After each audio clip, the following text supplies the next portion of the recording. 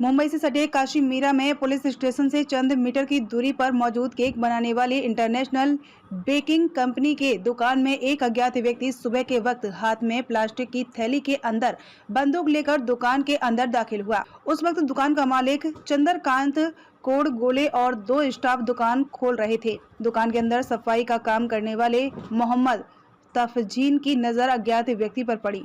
तफजीन की माने तो हेलमेट पहने दुकान के अंदर मौजूद व्यक्ति हाथ में बंदूक लेकर दुकान के मालिक की तरफ फायर करने की कोशिश कर रहा था। 2 से 3 बार बंदूक से फायर करने की कोशिश की मगर गोली नहीं चली, जिसके बाद आरोपी घटना स्थल से भाग खड़ा हुआ। मेरा नाम मोहम्मद तफजील है। क्या हुआ यह घटना ये हुआ, सुबह 10 बजे हमारी दुकान खुलती है और हमारा चंदू भाई करके वो शटल खोलते हैं, ऑटोमेटिक शटल है, वो उन्होंने खोला और खोलने के बाद इसका जो वो ऊपर का लकड़ी का पाटा होता है इसको हमको बंद करना रहता है। तो हम छोटे हैं इसलिए बंद नहीं कर पाते, तो हम टेबल रख के बंद किए और जैसे बंद करके हम अंदर आके ये कॉर्नर फ्रिज के पास हम टेबल रख रहे थे, उतने में तो कोई आवाज आई और आवाज आने के बाद जब हम पलट के देखे चंदू भाई, तो चंदू भाई कह रहे ये कौन है। तो हमने कहा कि हाँ ये कौन था, तो क्या था, तो उन्होंने ऐसे बताया कि हमारी तरफ हाथ करके कुछ फायरिंग टाइप से किया और वो चला गया। फिर हम लोगों ने जल्दी से कॉल किया तो अपने सेठ वगैरह को और पुलिस वगैरह को कि मतलब ये क्या है, मतलब ऐसा क्या है, तो पुलिस आ गई जल्दी में। तो अभी ये सब चल रहा है। दहा सव्वा दहाच्या आसपास एक 2 व्हीलरवरती आलेला इसम होता, ज्याने हेल्मेट घातलेलं होतं त्या व्यक्तीनं, आणि अचानकपणे बेकरीमध्ये आला आणि वेपन एका अननोन म्हणजे पॉइंटलेस हे केलेलं होतं, उभारलेलं होतं आणि पळून गेला। ऍक्च्युली मॅनेजरला किंवा कॅशियर जो आहे तिथे बसलेला त्याला फक्त एक व्यक्ती संशयित येऊन गेला एवढंच माहिती आहे, त्याला वेपन होतं वगैरे हे पण माहिती नाही। नंतर ज्यावेळेस सीसीटीव्ही फुटेज त्याने चेक केलं त्याच्यामध्ये त्याला असं दिसून आलं की एक हेल्मेट घातलेला व्यक्ती आहे, तो आपल्यावरती वेपन धरलेला होता आणि त्याने फायरिंगचा अटेम्प्ट केला, पण ते काही सक्सेसफुल झालेलं नाही, कोणताही राऊंड वगैरे त्यातून फायर झालेला नाही। प्राथमिक तपासामध्ये असं निष्पन्न झालं की एक 2 व्हीलरवरती 2 व्यक्ती आले होतात आणि त्या काश्मीरा बाजूकडून इंटरनॅशनल बेकिंग नावाची एक बेकरीचं दुकान आहे त्याच्यावरती त्यांनी फायरिंग करण्याचं अटेम्प्ट केलंय। पहिल्यांदा आपल्याला सुरुवातीला इन्व्हेस्टिगेशनमध्ये सध्या कारण काही समजून आलेलं नाही, त्याच्याबद्दल अधिक तपास आणि पुढील कायदेशीर कारवाई करण्याची प्रक्रिया चालू आहे।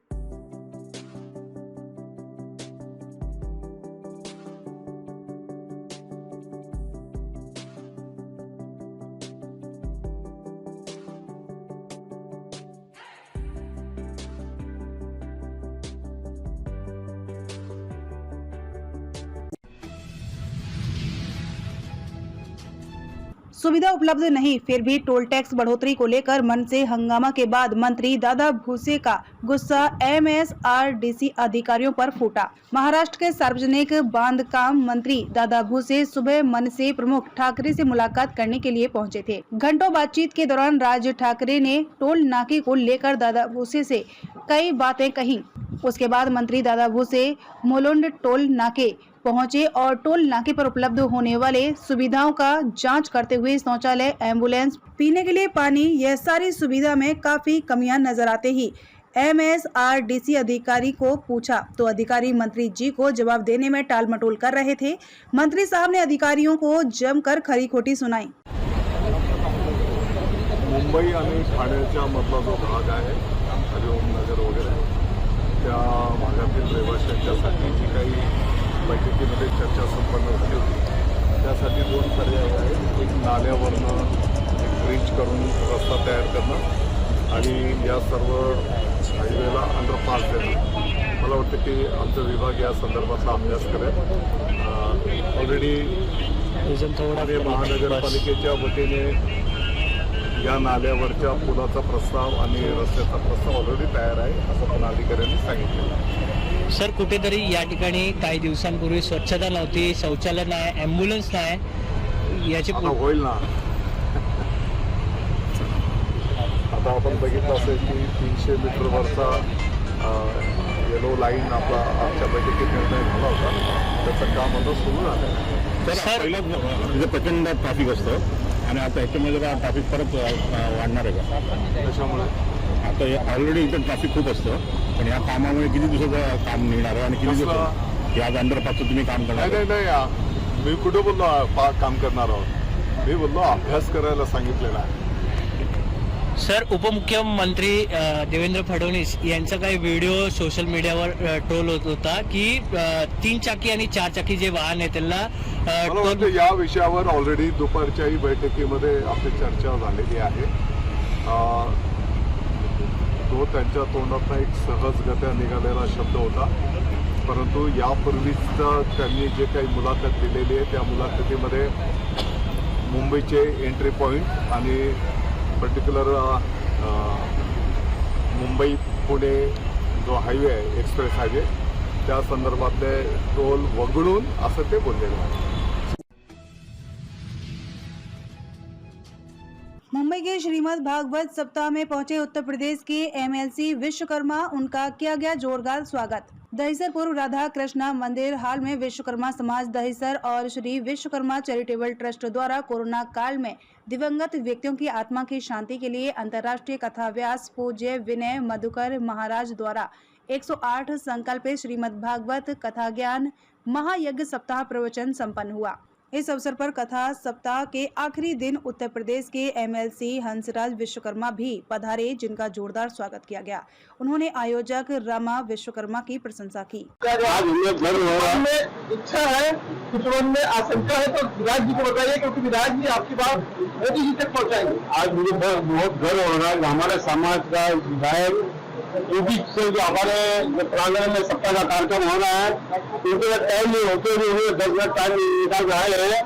मैं इसे एक उनकी करूँगा कि कालिया जा रहे हैं वहाँ पे सभी को समाज एक हो, उनके लिए मैं रिक्वेस्ट करता हूँ जाके हमारी बात वहाँ रखें कि समाज जब एक रहेगा तो हम कुछ भी काम कर सकते हैं।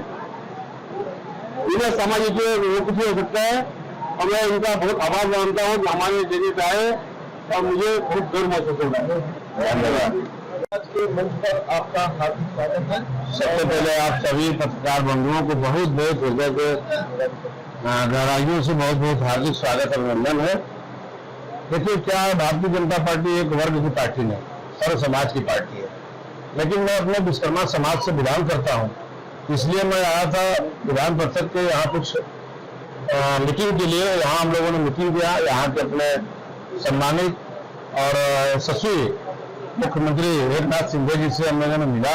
वहाँ उन्होंने भी कहा कि विश्वकर्मा जी चिंता मत करिए, प्रधानमंत्री जी का निर्देश है, आदेश है कि अपने जो 18 वर्ग को मिलाकर पीएम विश्वकर्मा योजना जो लागू किया गया उसको ठीक ढंग से हम लोग आगे बढ़ाएंगे और उससे लोगों के विकास होगा, लोगों का सम्मान बढ़ेगा और उनके घर के अंदर खुशहाली होगी। इस वजह से मैं आज पूरे अपने विश्वकर्मा समाज के महाराष्ट्र में जितना समय है और उतना मैं पूरा दे रहा हूँ, उनके हौसला को अफजाई कर रहा हूँ और उनको आह्वान कर रहा हूँ कि नए भारत के निर्माण में विश्वकर्मा समाज, जब उस समय महाभारत चला था तो उस समय विश्वकर्मा जी ने द्वारिका का निर्माण किया था, तो निश्चित तौर पर पूरे भारत में विश्वकर्मा समाज जुटकर प्रधानमंत्री के विचारों को आगे बढ़ाने का काम।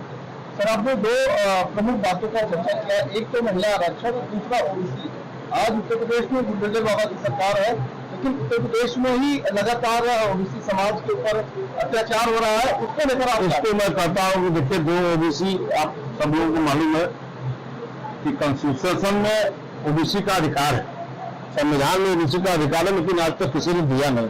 अगर देने का काम किसी ने किया तो प्रधानमंत्री ने ओबीसी केंद्र में आयोग में गठन करके और ओबीसी का काम आगे बढ़ाने का काम किया। हम लोग खुद साक्षात्कार है कि बनारस में कहीं भी एडमिशन किया, बस 27% का आरक्षण ओबीसी को मिल रहा है। राज्य महिला आरक्षण का आप जानते हैं कि आजादी के बाद तक तमाम बिल आया, बिल गया। कहीं लोकसभा में बिल पास होता था तो राज्यसभा में टकता था, राज्यसभा में पास होता था लोकसभा में टकता था, कहीं वो अटकाते थे, कहीं वो अटकाते थे। लेकिन इसके लिए हमारे प्रधानमंत्री को हम लोग बधाई देना चाहते हैं कि जो महिला सशक्तिकरण का उन्होंने नारा दिया था और उसको आज उन्होंने पूरा किया, एक झटके में पूरा किया, किसी की हिम्मत नहीं हुई कोई विरोध करे। तो महिला बिल पास हो गया, अब उसका एक स्वरूप तैयार करके उसको लागू किया जाएगा। अब आपने अभी पूछा है कि उत्तर प्रदेश के अंदर आप जानते हैं कि किसी भी चीज में, घर में या परिवार में कोई चीज बिगड़ जाता है तो उसको सुधारने में थोड़ा वक्त लगता है। 76 साल लोगों ने नहीं सुधार पाया, हम लोगों को 9 साल हुआ, 6 साल हुआ उत्तर प्रदेश के अंदर, 9 साल हुआ केंद्र में। अभी थोड़ा वक्त चाहिए। हमारे पूर्व राष्ट्रीय अध्यक्ष गृह मंत्री माननीय अमित शाह जी कहते हैं कि 2047 तक भारत को विकसित देश बनाने का पूरा संकल्प है हम लोगों का। अब 2027 तक भारत को तीसरे इकोनॉमिक में डालना है।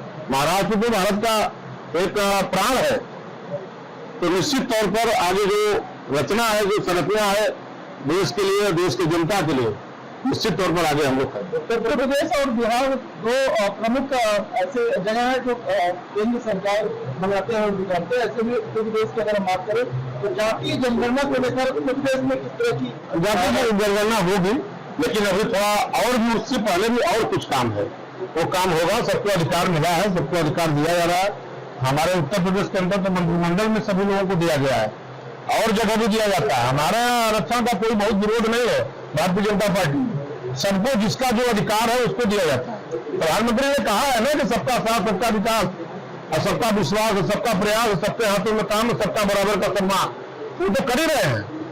आज अपने विश्वकर्मा समाज को उन्होंने एमएलसी बनाया, तीसरी बार जिलाध्यक्ष बनाया और भी तमाम लोगों को आयोग में अपने गुजरात में चले जाइए, जगदीश पांचाल जी हैं, वो वहाँ मंत्री हैं, अपने चले जाइए अजय टंटा जी वहाँ उत्तराखंड के सांसद हैं, ऐसे रामचंद्र जागरा जी जो हरियाणा के राज्यसभा हैं, ऐसे सभी लोगों को भेज रही है, ऐसे सभी लोगों को भेज रही है भारतीय जनता पार्टी, जो जिसका अधिकार है सबको देने का काम कर रही है। में उत्तर भारतीय मेजोरिटी में है, बहुत ज्यादा उत्तर भारतीय भी जाते हैं कई जिलों से, जैसा कि आपने भी जिक्र किया।